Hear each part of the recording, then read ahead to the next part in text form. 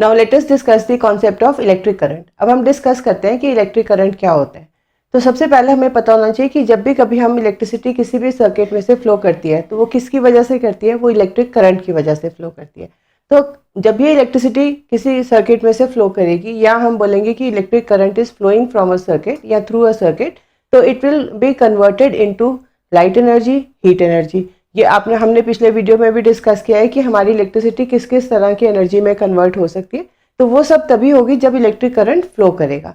तो जब भी कभी किसी सर्किट में से इलेक्ट्रिक करंट फ्लो करेगा तो हमारा कोई भी जो सोर्स होगा उसमें दो टर्मिनल्स होंगे, एक उसमें पॉजिटिव टर्मिनल होगा और एक उसमें नेगेटिव टर्मिनल होगा। तो जब भी करंट हमारा फ्लो करेगा, कन्वेंशनल डायरेक्शन हमारे करंट की क्या है, it is flowing from a positive terminal to the negative terminal. मतलब वो पॉजिटिव टर्मिनल से करंट फ्लो होके किधर जा रहा है, नेगेटिव टर्मिनल पे। तो अब हमें सोचना यह है कि करंट फ्लो क्यों कर रहा है। तो उसके लिए हमारे, अगर हम थोड़ा सा आगे चल के सोचें तो हमारे पास क्या है कि हर एक मैटर के अंदर क्या है, एटम्स हैं। एटम के अंदर इलेक्ट्रॉन्स भी होते हैं, प्रोटॉन्स भी होते हैं और न्यूट्रॉन्स भी होते हैं। जो प्रोटॉन्स है वो पॉजिटिवली चार्ज है, जो इलेक्ट्रॉन्स है वो नेगेटिवली चार्ज है। तो अगर मैं एटम लूँ तो उसका जो सेंटर है वो न्यूक्लियस है और बाहर हमारे इलेक्ट्रॉन्स हैं। तो ये जो बाहर हमारे ऑर्बिट्स हैं जिनमें इलेक्ट्रॉन्स घूम रहे हैं वो हमारे नेगेटिवली चार्ज हैं। जो अंदर है, जो न्यूक्लियस है, उसमें हमारे न्यूट्रॉन्स भी हैं जिन पे कोई चार्ज नहीं है और वहां पे प्रोटॉन्स भी हैं जिनका पॉजिटिव चार्ज है। तो अब सोचा जाए तो हर एटम में इलेक्ट्रॉन्स भी हैं, प्रोटॉन्स भी हैं, न्यूट्रॉन्स भी हैं। लेकिन इलेक्ट्रिक करंट कुछ एक मैटर में से ही निकल सकता है या कुछ टाइप के मटेरियल्स हैं जिनमें से करंट फ्लो करता है। तो अब जब हम बात कर रहे हैं कि करंट फ्लो क्यों कर रहा है, तो उसके लिए हमारे पास क्या है कि जैसे कुछ हमारे मटेरियल्स ऐसे हैं जिनके जो लास्ट ऑर्बिट है उसमें हमारे फ्री इलेक्ट्रॉन्स हैं। मतलब कुछ ऐसे इलेक्ट्रॉन्स हैं कि अगर इनको थोड़ी सी एनर्जी दी जाएगी तो ये अपने शेल से बाहर निकल आएंगे और ये रैंडमली मूव कर सकते होंगे। तो अब जब हम इसके साथ, मतलब हमारा ऐसा डिवाइस, ऐसा मटेरियल जिसके अंदर हमारे ऐसे इलेक्ट्रॉन्स है, ऐसा है जिसमें कि फ्री इलेक्ट्रॉन्स हैं, तो अगर मैं उसको एक पॉजिटिव और नेगेटिव टर्मिनल के बीच में लगा दूंगी तो क्या होगा, एक ऑर्डर्ड मोशन होगी इलेक्ट्रॉन्स की, and electrons will be flowing from the positive terminal to the negative terminal. तो हम कहते हैं कि हमारे वो मटेरियल्स जिनमें ये वेलेंट इलेक्ट्रॉन्स हैं या जिनमें फ्री इलेक्ट्रॉन्स हैं वो हमारे करंट को फ्लो करना, उनमें से करंट हमारा फ्लो हो सकता है, क्योंकि ये जो इलेक्ट्रॉन्स हैं ये हमारे चार्ज कैरियर्स हैं।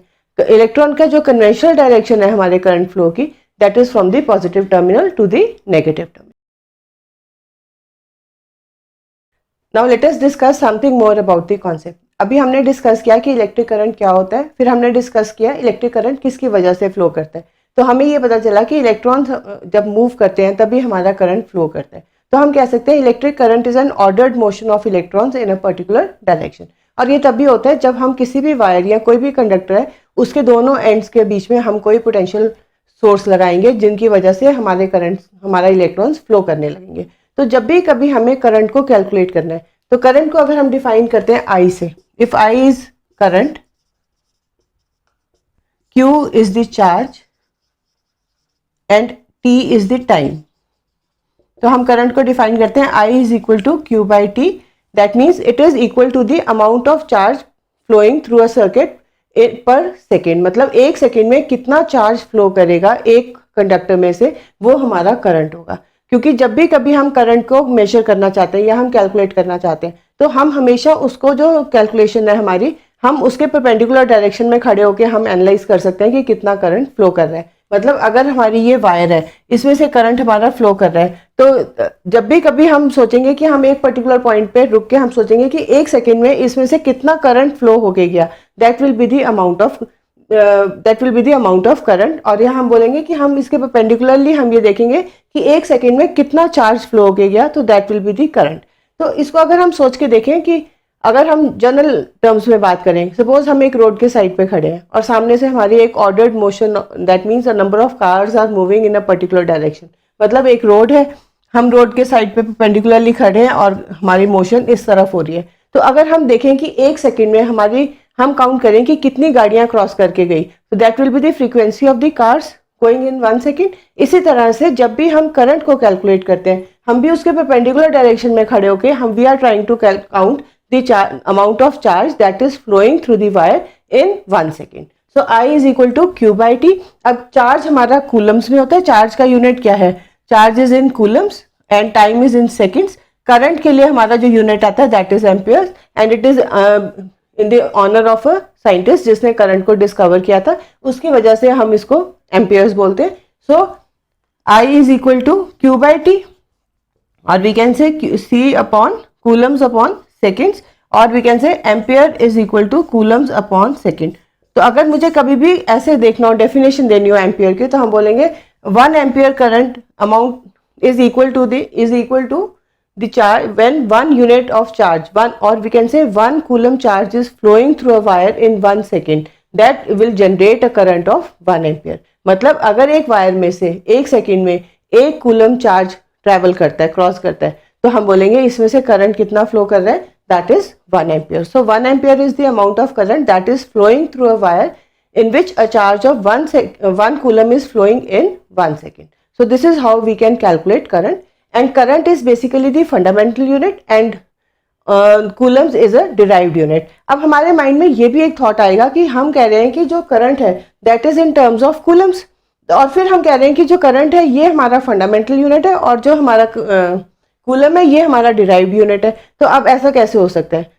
करंट को डिफाइन कर रहे हैं कूलम्स के टर्म में, लेकिन हम कह रहे हैं कि जो करंट है ये फंडामेंटल यूनिट है. इसका रीजन सिर्फ एक ही है कि जब ये सारी डिस्कवरीज हो रही थी तो सबसे पहले हमें क्या मिला, हमें मिला करंट, कि इसमें से करंट फ्लो कर रहा है. तब तक हमें ये नहीं पता था कि ये करंट किसकी वजह से फ्लो कर रहा है. उसके बाद और इन्वेंशन हुई, उसके बाद हमें पता चला, हमारी और रिसर्च हुई, उसके बाद हमें ये पता चला कि ये जो करंट फ्लो कर रहा है it is because of charge carriers that is electrons. तो जब हमारे पास करंट की definition I in terms of charge, तो फिर हमारे पास आया कूलम्स. तो हम कह सकते हैं कि हमारी पूरी स्टडीज में पहले हमें पता चला कि करंट होता है, बाद में हमें पता चला कि it is because of charge. तो इसीलिए जो हम एम्पियर्स है उसको हम फंडामेंटल यूनिट बोलते हैं, और जो हमारा कूलम्स है उसको हम डिराइव्ड यूनिट बोलते हैं. Now let us discuss something more about the concept. अभी हमने पहले डिस्कस किया था कि करंट होता क्या है, फिर हमने ये डिस्कस किया था कि हम करंट को कैलकुलेट कैसे करते हैं. अब हम डिस्कस कर रहे हैं कि हम इसको मतलब एक तरह से हम उस फॉर्मूला को अप्लाई करके देख रहे हैं कि अगर हम practical day to day life का कोई एग्जांपल ले तो हम कैसे कैलकुलेट करेंगे कि हमारा कितना करंट फ्लो कर रहा है. तो उसके लिए हमने सबसे इजी वे क्या होता है कि हम एक न्यूमेरिकल लेते हैं, न्यूमेरिकल को हम सॉल्व करते हैं, तो उससे हमें पता चल जाता है कि हम अपने फॉर्मूला को अप्लाई कैसे करेंगे. तो जब हम देख रहे हैं तो हमें क्वेश्चन दिया गया है, if we observe 20 coulomb of charge flows through a cross section of a wire in 4 seconds, मतलब 20 कूलम्स ऑफ चार्ज फ्लो कर रहा है कितने, 4 सेकेंड्स में. Find the value of the current. तो हमें क्या क्या दिया गया है, हमें दिया गया है कि चार्ज कितना है, और हमें यह दिया गया है कि कितने टाइम में फ्लो कर रहा है, और हमें क्या कैलकुलेट करना है, करंट. तो सब हमारा वे क्या बनता है न्यूमेरिकल को सॉल्व करने का. सबसे पहले हम वो देखते हैं, हम एनालाइज करते हैं कि हमें क्या क्या दिया गया है. सेकेंड स्टेप हमारा बनता है कि हमें उनके यूनिट्स को चेक करना होता है.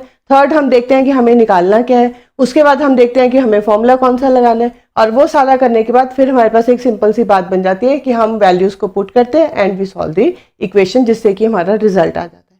तो अब हमें सबसे पहले क्या दिया गया है कि हमें चार्ज दिया हुआ है, दैट मीन्स हमें क्या दिया है, क्यू दिया है हमें 20 कूलम्स, और हमें टाइम दिया हुआ है दैट इज 4 सेकेंड्स.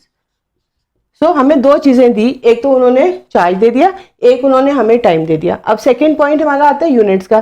तो हाँ ठीक है, हमारा जो कूलम्स है वो भी एसआई यूनिट है और जो सेकंड्स है वो भी एसआई यूनिट है. SI is the standard units, और कूलम के लिए जो एसआई यूनिट्स, चार्ज के लिए जो एसआई यूनिट्स है वो हमारे कूलम्स है, और टाइम के लिए जो एसआई यूनिट्स है वो सेकंड्स है. तो ये दोनों हमारे प्रॉपर यूनिट्स में है, इसका मतलब हमें किसी कन्वर्शन की जरूरत नहीं है. नेक्स्ट हम देखते हैं कि हमें निकालना क्या है. अब हमें क्या निकालना है, करंट, दैट मीन्स हमें आई निकालना है. उसके बाद हमारे पास क्या आता है, अब हम फॉर्मूला देखते हैं कौन सा लगेगा. हमें क्यू दिया है, हमें टी दिया है, हमें आई निकालना है. तो हम अपना बेसिक फॉर्मूला लेते हैं, I is equal to Q by T. I, अब हम आई निकालने के लिए क्या करते हैं, चार्ज अपॉन टाइम, चार्ज. अब नेक्स्ट हमारे पास क्या आता है, वैल्यूज को पुट करना. क्यू की वैल्यू हमें दी हुई है 20, और आई की हमें दी हुई है, टी की हमें दी है 4. हम इसको डिवाइड करते हैं, we get 5 and units are amperes. तो हम बोलेंगे अगर हमारा 20 कूलम्स ऑफ चार्ज फ्लो कर रहा है in 4 seconds, so the current flowing is 5 ampere. So this is how we can apply the concept, or we can say this is how we can apply the formula and find the value of current when charge and time is given to us. Now let us discuss something more about the concept. अभी तक हमने discuss किया था current क्या होता है, फिर हमने डिस्कस किया कि एक न्यूमेरिकल लिया था जिसकी हेल्प से हमने करंट कैलकुलेट करने की कोशिश की थी. अब हम एक और न्यूमेरिकल लेते हैं जिसको कि हमने, ये थोड़ा सा उससे डिफरेंट न्यूमेरिकल है क्योंकि इसमें हम कुछ कन्वर्शंस की भी हमें ज़रूरत पड़ेगी। तो अब हम देखते हैं कि जब हम एक न्यूमेरिकल को सॉल्व करेंगे तो हमारे अब क्या स्टेप्स बनेंगे। तो जैसे मैंने आपको बताया था कि जब भी कभी हमें न्यूमेरिकल सॉल्व करना होता है, सबसे पहले हमारा पॉइंट क्या बनता है कि हम ये देखते हैं कि हमें दिया क्या हुआ है। सेकेंड पॉइंट हमारा ये आता है कि हम उनके यूनिट्स देखते हैं, अगर यूनिट्स एसआई में नहीं है तो हम उनकी कन्वर्शन करेंगे ताकि हम उनको स्टैंडर्ड यूनिट्स में ला सके। फिर हम देखते हैं कि हमें निकालना क्या है और फिर हम उसका फॉर्मूला देखते हैं और फिर जस्ट वैल्यूज पुट करके हम एक इक्वेशन की तरह उसको सॉल्व कर देते हैं। तो अब हमें क्वेश्चन क्या दिया गया है, in a 150 milliampere of current flowing, if 150 milliampere of current flows in 2 minutes, find the amount of charge flowing through the circuit। अब हमें क्या क्या दिया गया है, हमें एक तो करंट दिया गया है और हमें क्या दिया गया है, हमें टाइम दिया गया है और हमें निकालना क्या है, चार्ज। तो सबसे पहले हम वो लिखते हैं कि हमें दिया क्या हुआ है, हमें दिया हुआ है आई और वो हमें कितना दिया है, that is 150 milli amperes. Now I is 150 milli amperes और टाइम हमारा कितना है, 2 मिनट्स। अब पॉइंट आता है कि यूनिट्स को चेक करने का, तो यूनिट्स हमारे 1 मिली एम्पियर्स में, जबकि करंट के जो स्टैंडर्ड यूनिट्स है वो एम्पियर है, तो हम इसको एम्पियर्स में कन्वर्ट करते हैं। So it will B 150 upon 1000 amperes. और अगर टाइम की बात करें तो टाइम हमें दिया हुआ है 2 मिनट्स। अब 2 मिनट्स भी हमारे ऐसे यूनिट्स नहीं है टाइम के, ऐसे यूनिट्स क्या है, सेकेंड्स, तो हम मिनट्स को सेकेंड में कन्वर्ट करते हैं। So it will B 2 into 60 seconds, because in 1 minute there are 60 seconds, तो 2 minutes में कितने होंगे, 2 into 60, so we get 120 seconds। तो अब हमारे पास करंट भी आ गया और हमारे पास टाइम भी आ गया और दोनों हमारे स्टैंडर्ड यूनिट्स में आ गए। अब हमें देखना है कि हमें निकालना क्या है, and we are suppose to calculate the charge. इसका मतलब हमें Q की वैल्यू फाइंड करनी है। अब बात आती है कि फॉर्मूला कौन सा ले, तो हमें I दिया है, हमें T दिया है और हमें Q निकालना है। तो इसके लिए हम जो करंट का बेसिक फॉर्मूला है that is I is equal to Q upon T को यूज करेंगे और इससे हम Q की टर्म्स में इसको डिराइव कर लेंगे, Q is equal to I into T। अब नेक्स्ट पॉइंट आता है वैल्यूज पुट करने का। I हमें दिया हुआ है, I इज 150 अपॉन 1000 और टाइम हमें दिया हुआ है 120। तो काम हमारा नेक्स्ट क्या हो गया, हमने वैल्यूज को पुट कर दिया, सब्स्टिट्यूट कर दिया। अब हम कैलकुलेशन करते हैं, तो हम इसको सिंप्लीफाई करने की कोशिश करते हैं। ये 0 इससे कैंसिल हो जाएगा, ये 0 इससे हो जाएगा, 5 3 ज़ा 15 एंड 5 2 ज़ा 10 और ये 2 इससे कट होके 6 आ जाएगा। Now 6 into 3 is 18, so we get 18 coulombs. तो हमारा आंसर क्या आया, 18 कूलम्स, क्योंकि हम चार्ज निकाल रहे हैं और चार्ज का यूनिट क्या होता है, कूलम्स। तो answer is 18 units. So we can say that कि इन अ वायर अगर हमारा 150 milli amperes of current flow कर रहा है 2 मिनट्स में, तो हमारा कितना चार्ज फ्लो किया है, 18 coulombs of charge has flow through the wire. So this is how we can apply the concept of current, and then we have solved various questions using the formula for the current। अब last हमारा point आ जाता है कि conventional current होता क्या है। हमने पहले भी बताया आपको कि जब भी हम कन्वेंशनल करंट की बात करेंगे तो कन्वेंशनल करंट में हम कहते हैं the current flows from positive terminal to the negative terminal. Now let us discuss something more about the concept. अब हम डिस्कस करते हैं कि हमारे जो करंट की डायरेक्शन है वो क्या रहेगी, that means direction of current.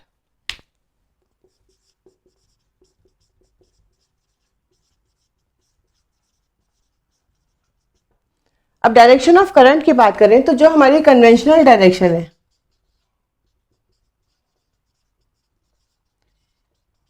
Conventional direction is from positive to negative, but actual क्या है, actual direction is from negative terminal to positive terminal. बात सबसे पहले ये आती है कि ऐसा क्यों है कि दो तरह की डायरेक्शंस है, एक हम कहते हैं कन्वेंशनल डायरेक्शन और एक हम कहते हैं एक्चुअल डायरेक्शन।